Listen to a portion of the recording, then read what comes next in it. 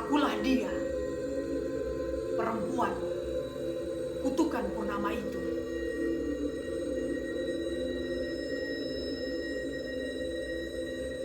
Sudah sejak awal di dalam kandungan ibu, hidupku bahkan sudah tersetting otomatis bahwa sebagai perempuan, aku mesti mewarisi ilmu ibuku yang katanya adalah Ratu Suwangi.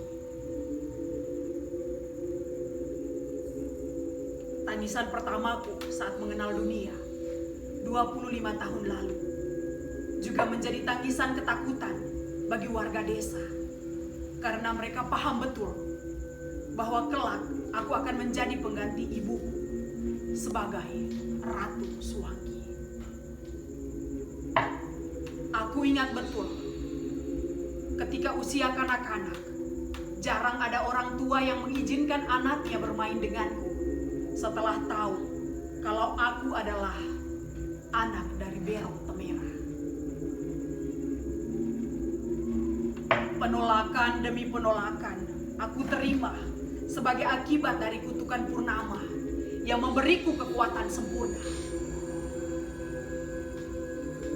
Pada waktu usiaku jalan 17 tahun, ibu memberiku satu jimat yang katanya mampu melindungiku, bahkan mampu membuatku menjadi kuat dan tak terkalahkan. Aku perhatikan secara detail benda itu. Ternyata itu adalah sehelai benang merah yang terbungkus di dalam kapas. Tentunya dengan mantra-mantra ibuku yang membuatnya menjadi lebih berarti dari sekedar benda biasa. Sebagai manusia yang bebas, aku tentu mati-matian menolak pemberian ibu. Pikirku bahwa aku punya kekuatan dari Tuhan yang mampu melindungiku, menjagaku dari sesuatu yang jahat dan berbahaya. Dan dengan tegas, ibu sampaikan,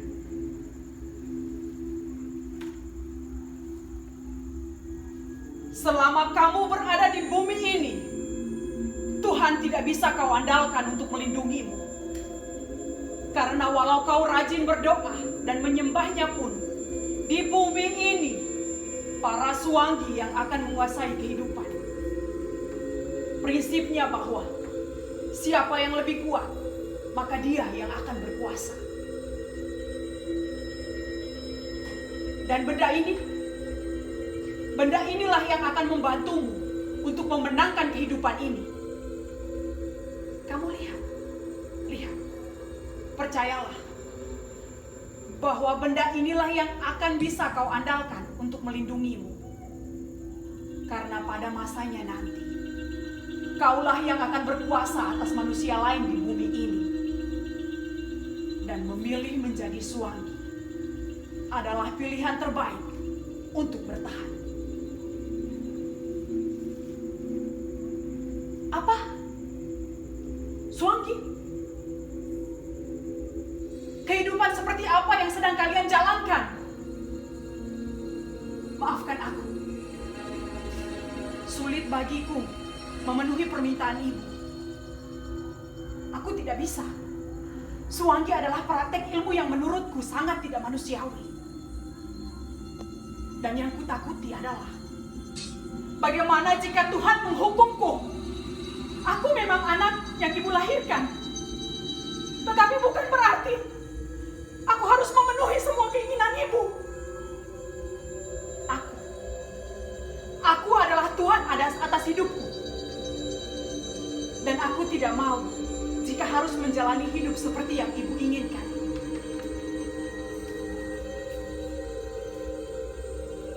Tidak ada yang memintamu untuk bernego denganku. Kau adalah anakku. Nyawaku taruhannya ketika kau berada dalam rahimku. Aku berhak atas hidupmu. Dan kewajibanmu saat ini adalah menjalani apa yang sudah aku rencanakan kepadamu. Karena kau adalah darah dagingku. Dan aku tidak mau sedikit pun Kau menderita selama masih berada di bumi ini.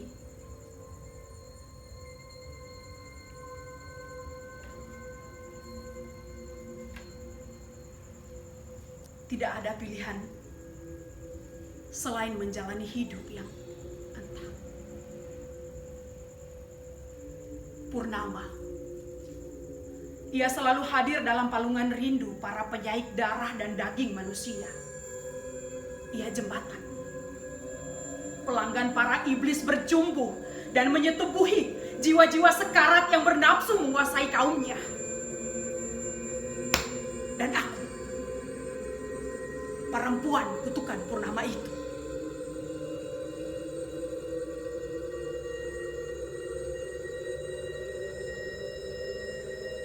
Purnama selalu menjadi sahabat rindu bagi semua kami yang menamai dirinya Sewangki. Semenjak menerima jimat dari ibu, ritual penjemputan berkat dari sinar purnama adalah anugerah termahal yang diterima dengan penuh sukacita oleh ibuku dan golongannya. Juga aku. Sinarnya yang sakral kemudian mengubahku menjadi perempuan beringas. Karena kekuatanku benar-benar bekerja ketika aku murka.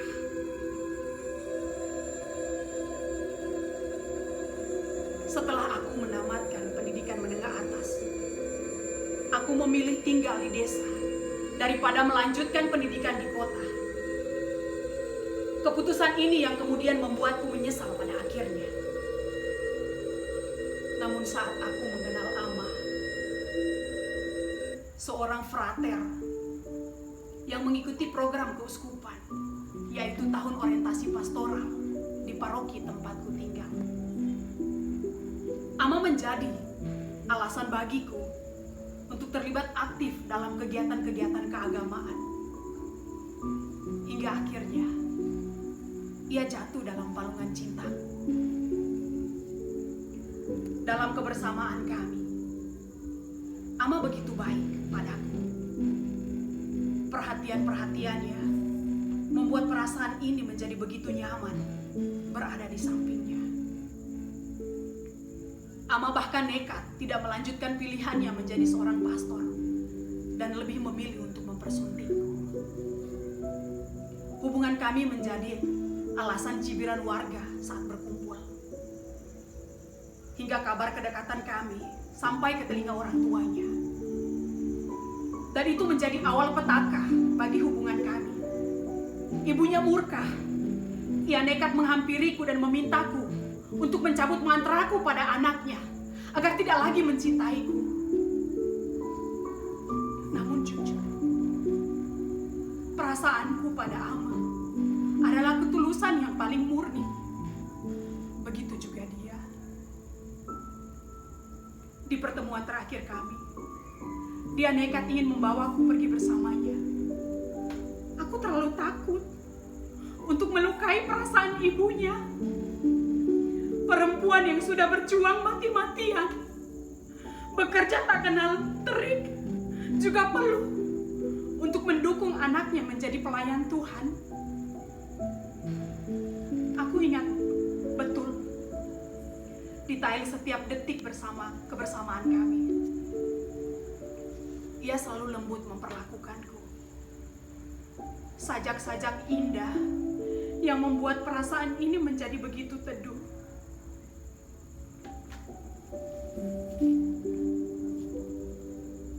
Ina, sudah sejak awal kau tahu perasaanku mengikatmu begitu kuat. Dan tentang perasaanku, hati ini tulus mencintaimu. Walau orang tuaku dan sanak kenalan di desamu menentang perasaan ini, aku tidak peduli bagaimana isi kepala mereka tentang kita.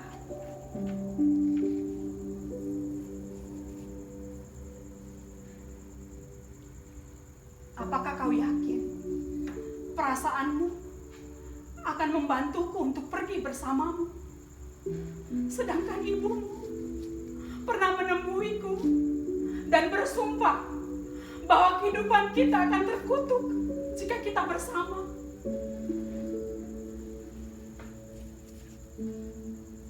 Ina, maafkan ibuku. Sebagai wanita yang melahirkan dan merawatku, ia tentu akan murka jika tidak ia temukan mimpi dan harapnya dalam kehidupanku.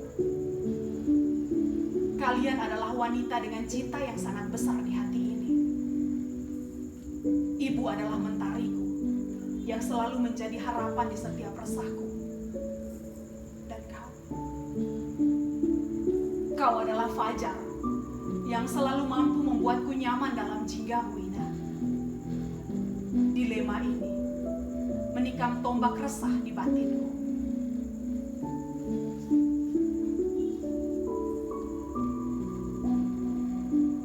Kau tak ingin melepaskanku, namun kau juga tak ingin melukai orang tuamu.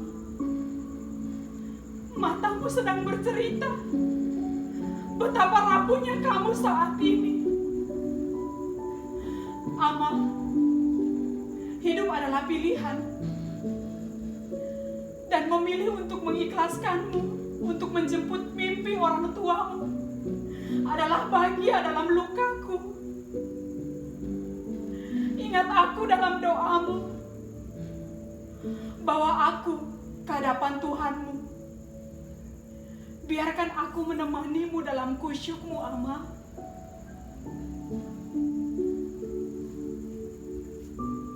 Ina, jika Tuhan bisa kudemo, maka akan kusampaikan protesku terhadap aturannya. Dengan demikian, maka mungkin aku bisa berada di kedua sisi jalan ini, hidup bersamamu dan menjalani tugasku sebagai seorang imam.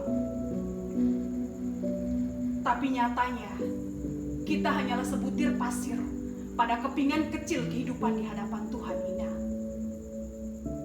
Dan aku tak punya kuasa untuk itu.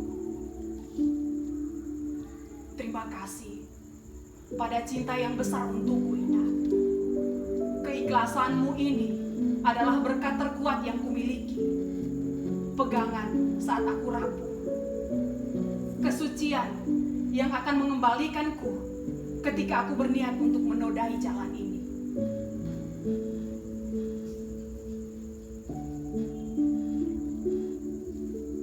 Kamu adalah rupa Tuhan dengan cinta yang paling romantis, Ama.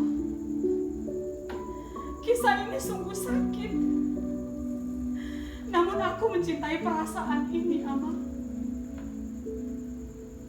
Pergilah.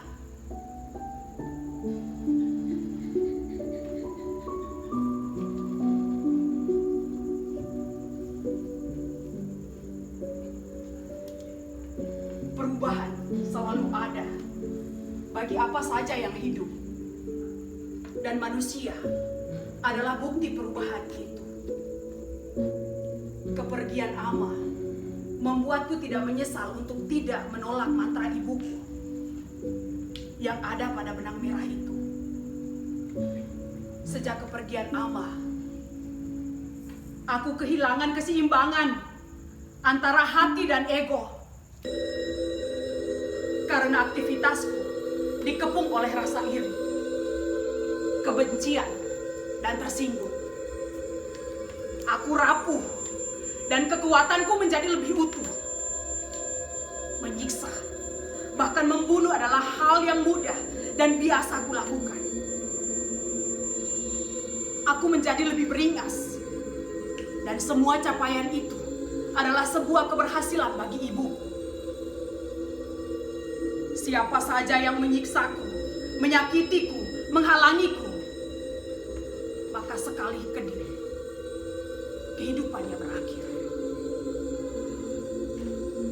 Puluhan ribu detik waktu kuhabiskan untuk hal mengerikan ini, hingga Ama kembali dengan jubah putihnya sebagai seorang pastor.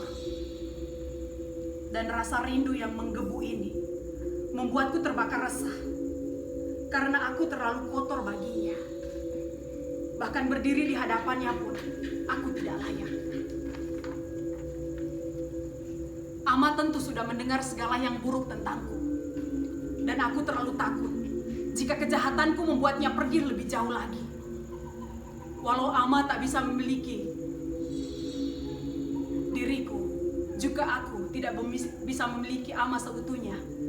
Namun kepingan hatinya menjadi milikku, dan itu yang membuatku kuat. Ketulusannya nyata dalam sikapnya, yang mau menolongku untuk berjuang bersama agar bisa terlepas dari kutukan Purnama itu. Dia selalu membawaku saat ia bertemu dengan Tuhannya. Kejahatanku yang meninggalkan luka mendalam dalam keluarga-keluarga yang kehilangan orang terkasih mereka, kini melumpuhkan aku dalam sakit yang sungguh sakit. Siang-siangku terasa gelap, malamku menjadi sangat mencekam, jiwaku terperangkap kegelapan. Aku kesepian, aku ketakutan, aku kesakitan.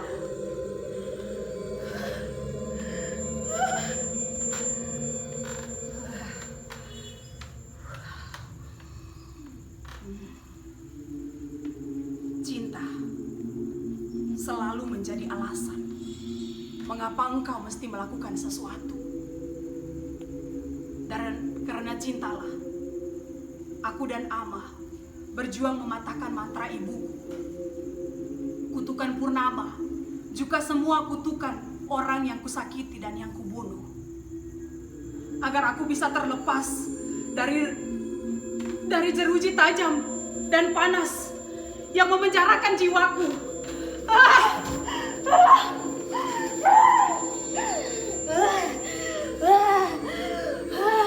Panas, sakit, sakit.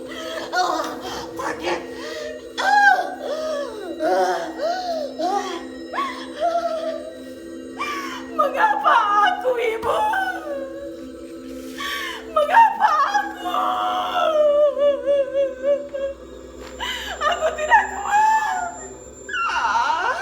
Aku tidak kuat.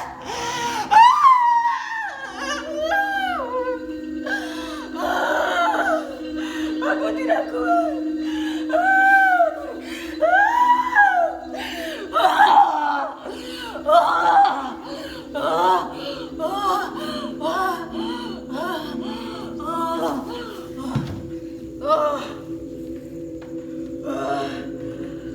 Tidak. Aku tidak kuat, Ibu. Jiwati.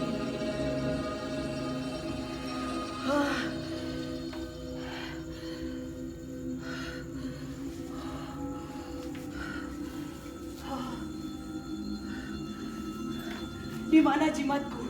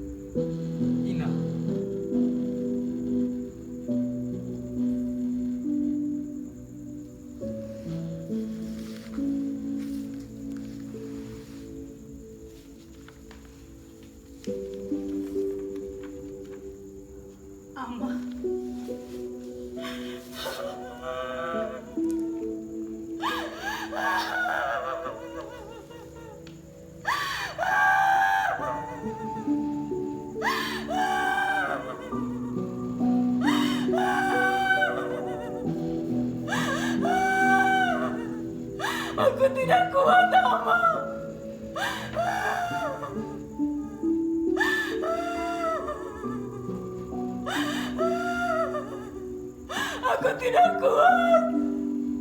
Mengapa ibuku harus membunuh jiwaku?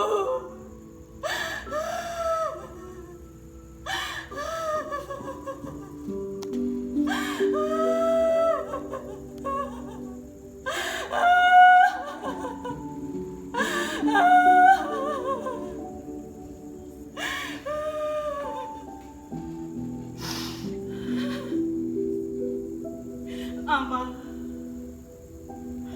seandainya sejak awal jimat itu aku buang, juga saat menamatkan sekolah menengah atas, aku melanjutkan pendidikan di kota besar dan bekerja di sana. Mungkin padatnya aktivitasku, luasnya pergaulanku akan membuatku jauh dari kutukan purnama itu.